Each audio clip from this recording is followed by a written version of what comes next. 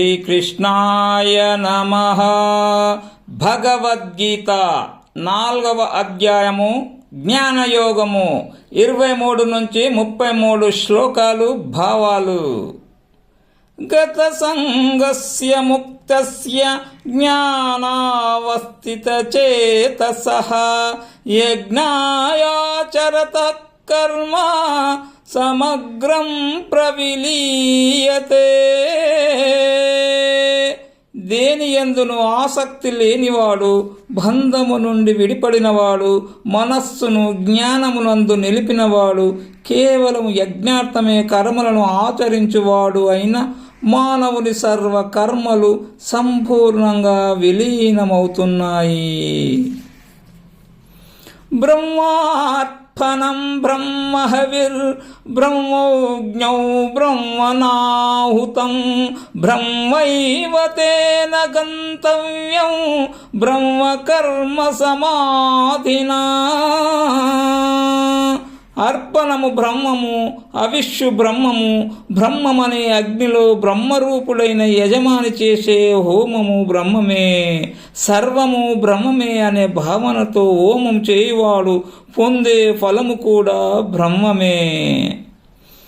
దైవమేవాపరే యజ్ఞం యోగినః పర్యుపాసతే బ్రహ్మాజ్ఞావపరే యజ్ఞం యజ్ఞేనైవోపజూవతి. కొందరు యోగులు దేవతలను ఉపాసించే యజ్ఞమును చేస్తున్నారు, మరికొందరు ఆత్మైక భావనచే బ్రహ్మమనే అగ్నియందు హోమము చేస్తున్నారు. శ్రోత్రాదీనింద్రియాణ్యన్యే సంయమాగ్నిషు జుహ్వతి శబ్దాదీన్ విషయాన్యే ఇంద్రియాగ్నిషు జుహ్వతి. కొందరు చెవి మొదలైన ఇంద్రియాలను నిగ్రహమనే అగ్నియందు హోమము చేస్తున్నారు, మరికొందరు శబ్దాదులనే అవిష్యును ఇంద్రియాలనే అగ్నిలో హోమము చేస్తున్నారు. సర్వానింద్రియా కర్మాణి ప్రాణకర్మాణి చాపరే ఆత్మసంయమయోగాగ్నౌ జుహ్వతి జ్ఞానదీపితే. మరికొందరు సమస్తములైన ఇంద్రియ వ్యాపారాలను, ప్రాణశేషులనన్నిటినీ జ్ఞానదీప్తమైన మనోనిగ్రహమనే యోగాగ్ని యందు హోమము చేస్తున్నారు. ద్రవ్యయజ్ఞాస్తపో యజ్ఞాః యోగయజ్ఞాస్తతా పరే స్వాధ్యాయ జ్ఞానయజ్ఞాచ్చ యతః సంసితివ్రతాః. కొందరు ద్రవ్యయజ్ఞాన్ని, కొందరు తపోయజ్ఞాన్ని, కొందరు యోగ యజ్ఞాన్ని, కొందరు స్వాధ్యాయ యజ్ఞాన్ని, కొందరు జ్ఞాన యజ్ఞాన్ని ఆచరిస్తూ ఉన్నారు. వీరందరూ దృఢదీక్ష గలవారు, ప్రయత్నశీలురు. అపానే జుహ్వతి ప్రాణం ప్రాణే పానం తథా పరే ప్రాణాపానగతిరుద్ధ్వా ప్రాణాయామపరాయణాః. కొందరు ప్రాణాయామ యజ్ఞపరాయణులు. వారు ప్రాణాపాన గతులను విరోధించి అపానంలో ప్రాణాన్ని, ప్రాణములో అపానాన్ని హోమం చేస్తూ ఉంటారు.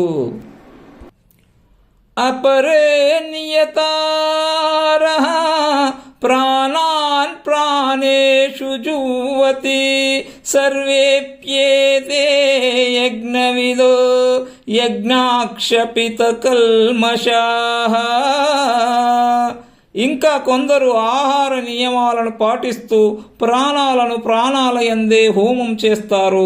వీళ్ళందరూ యజ్ఞవిధులు, యజ్ఞము చేత పాపాలను పోగొట్టుకున్నవారు. యజ్ఞశిష్టామృతభుజో యాంతి బ్రహ్మ సనాతనం నాయం లోకస్య యజ్ఞస్య కుతోన్యః కురు సత్తమా. కురుశ్రేష్ఠ అర్జున, యజ్ఞశేషమైన అమృతమును తినేవారు నిత్యమైన బ్రహ్మమును పొందుతున్నారు. యజ్ఞ జీవనము లేని వానికి ఈ లోకమే లేదు, ఇక పరలోకము ఎక్కడి నుండి వస్తుంది? ఏవం బహువిధా యజ్ఞాః వితత్తా బ్రహ్మణో ముఖే కర్మజాన్ విద్దితాన్ స్వర్వాన్ ఏవం జ్ఞాత్వా విమోక్షసే. ఈ ప్రకారంగా అనేక విధాలైన యజ్ఞాలు వేదము ఆరంభంలోనే విస్తారంగా చెప్పబడ్డాయి. అవన్నీ కర్మ వలన పుట్టాయని తెలుసుకో. శ్రేయాన్ ద్రవ్యమయాద్యజ్ఞాత్ జ్ఞానయజ్ఞః పరంతప సర్వం కర్మాఖిలం పార్థ జ్ఞానే పరిసమాప్యతే.